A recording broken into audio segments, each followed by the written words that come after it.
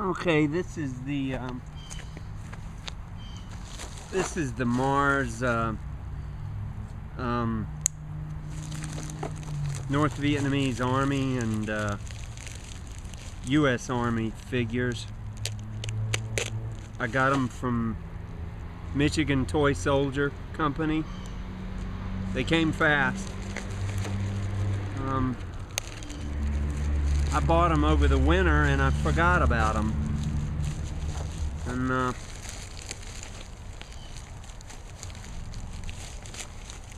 saw them sitting on a box. So I thought I'd go ahead and make a video of them.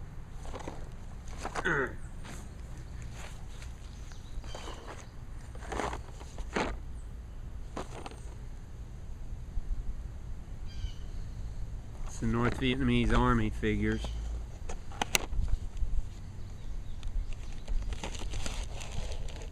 Huh. They're a different color than I thought they would be. They're seems like the people I've seen on, you know, pictures on different websites. They were gray, I thought.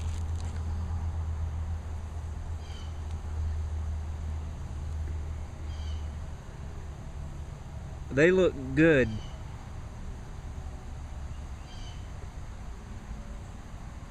Yeah, these are nice looking figures. There's the officer. They look a lot better than the Viet Cong. A whole lot. There's very little excess plastic. It looks like the bases need a little cleaning up. But yeah, I'm not seeing much excess plastic on them.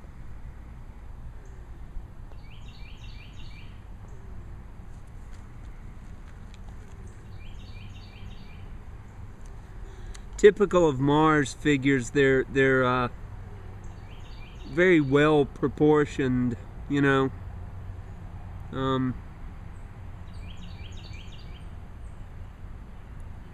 Good poses. Let's see what we got here. Got the officer. And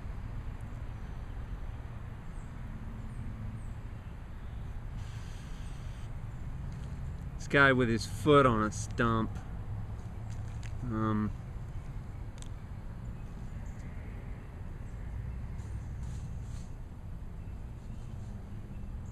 These are different. This one has some kind of... Oh, these are different figures. That's weird. Yeah, these are different figures. Huh. Okay, here's the two guys with their foot on the stump with an AK. And then there's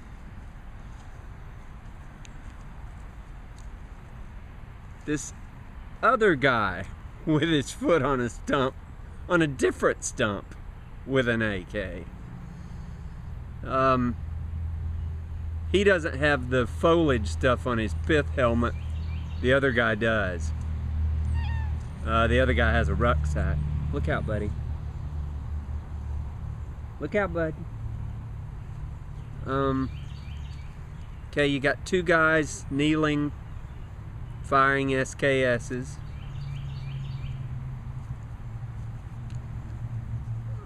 Two guys advancing with a SKS with a bayonet on it.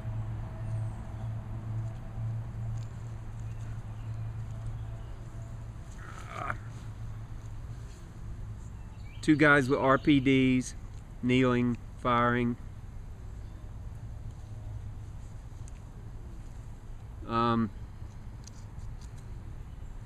Two guys walking with RPG-7s.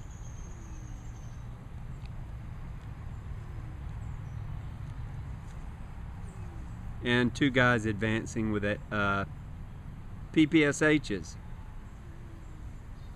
Yeah, these guys. Oh, these are chicks.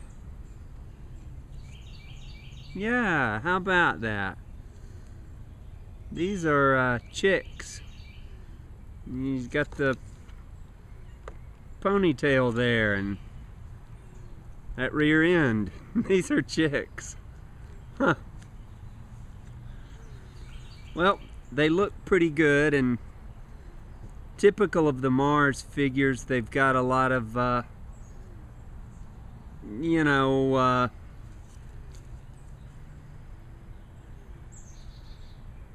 interesting equipment choices on them and that sort of thing.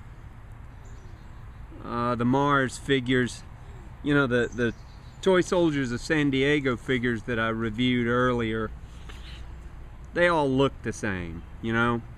They were in different poses, maybe different weapons, but they were all dressed the same. And the Mars figures, they aren't like that. You get different little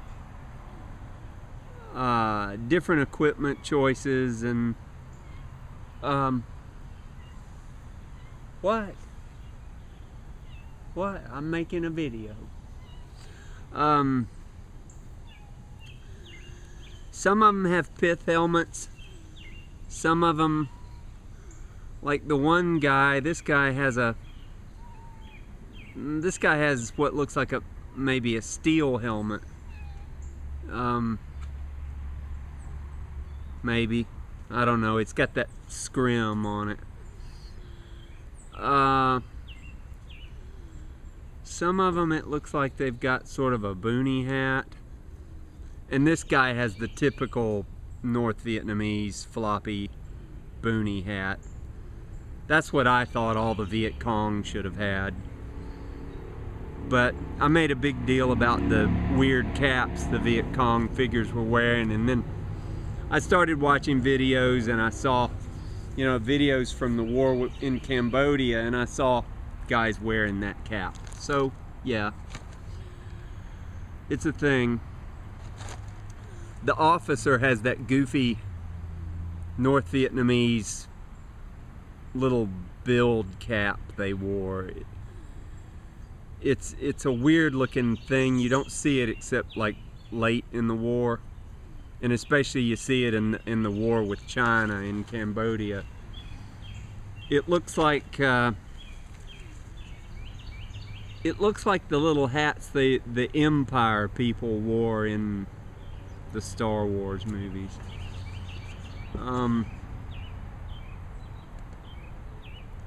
On the box you can see, this is something I was curious about. On the box you can see the painter has painted some of them in that khaki-ish green and some of them in that bluish green. That's what I was wondering about. I wondered if they wore both those colors in Vietnam, because at first I thought it was only this, the khaki green, and maybe they wore this in the war against China, but by the 70s I think they were wearing the green, the funky bluish green more, and you see it in the videos. In the 70s they're wearing that stuff. So yeah, these figures look good. They a little bit of excess plastic on the bases, no big deal, and nice poses. They look good. They're making me happy. Yeah. Okay, let's go to the Army figures.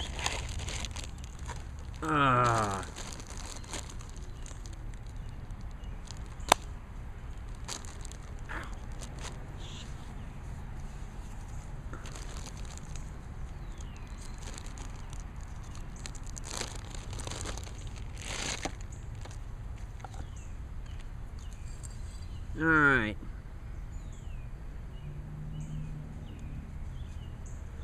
Wow.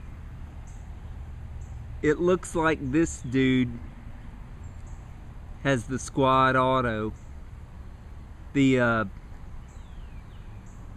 whatever you call it, the M14. The M14 squad automatic weapon that had the handle in front. I don't remember what you called that ugly thing, but this guy's got one. That's pretty neat. That's a neat touch. Let's see. Oh man, there's a flamethrower figure. That's awesome. I didn't notice there was a flamethrower figure.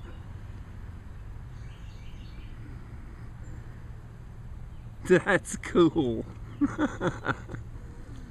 Yeah, he's ready to light them up. That's awesome. All right. Yeah. Okay. We got 2 torch guys.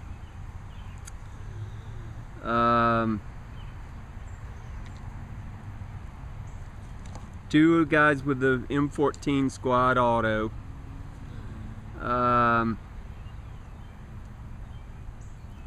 Two guys.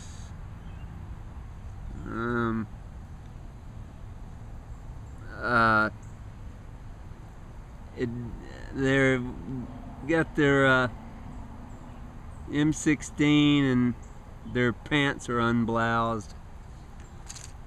That's more of a jarhead look. Okay, there's a lerp looking guy with a CAR-15. He's having a smoke. That's pretty realistic. You don't see that every day in a soldier figure. He's having a smoke. Smoke him if you got him. There's one guy running, yelling with an M14. That's a pretty natural looking figure. The guy kneeling with a M16 and a law. That's cool. That is cool. It's about time they put in something like that in some of these figures. You know, they could have added a bazooka figure with the Marines, because the Marines were still using that 3.5 rocket launcher or whatever it was called. Firing an M60 from the shoulder. That's a good pose. And one officer figure. Well, he's a radio man. Finally a radio man. Finally somebody's gotten the bright idea to give one of these sets a radio man. That's cool. All right. And it looks good. It looks like it's a PRC 25, 77, something like that. And he's got that damn M203.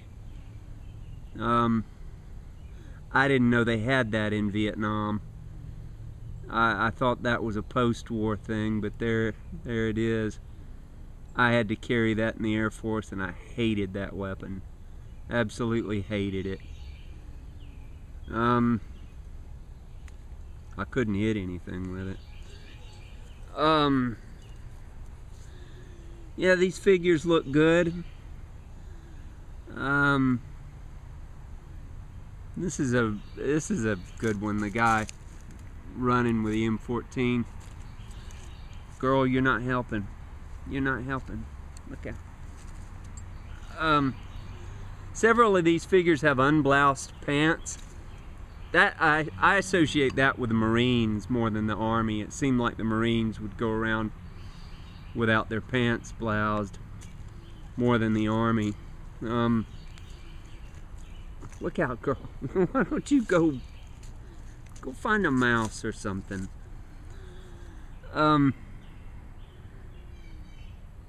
Yeah, this guy, he's got the butt pack and a poncho.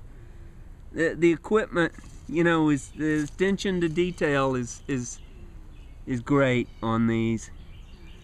He's got a hand grenade. That's good stuff right there. The one thing I'm not getting is on the guy with the squad auto. Just like that Marine figure,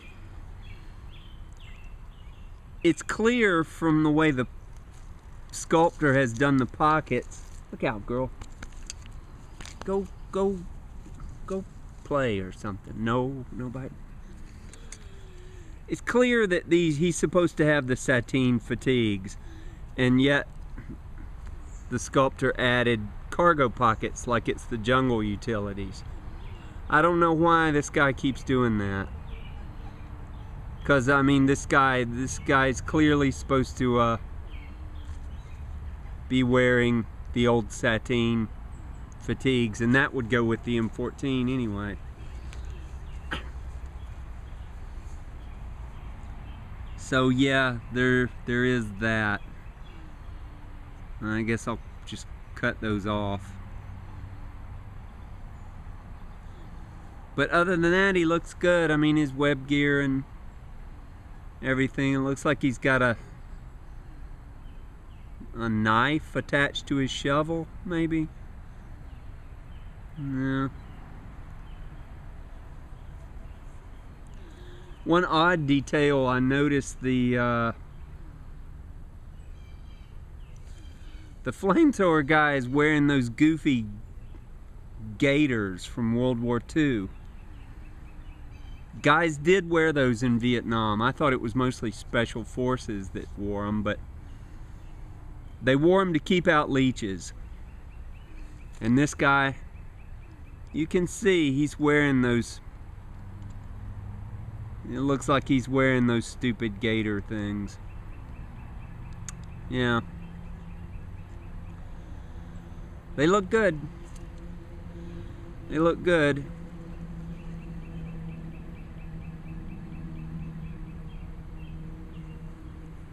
And the Americans are a little bit bigger than the Vietnamese figures, I think. A little bit.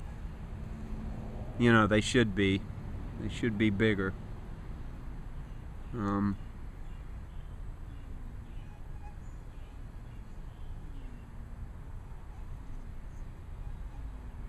Yeah, they look good. I'm happy with them. I think I'm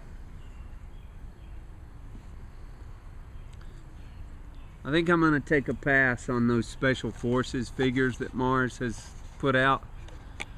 I'm not crazy about the poses on those.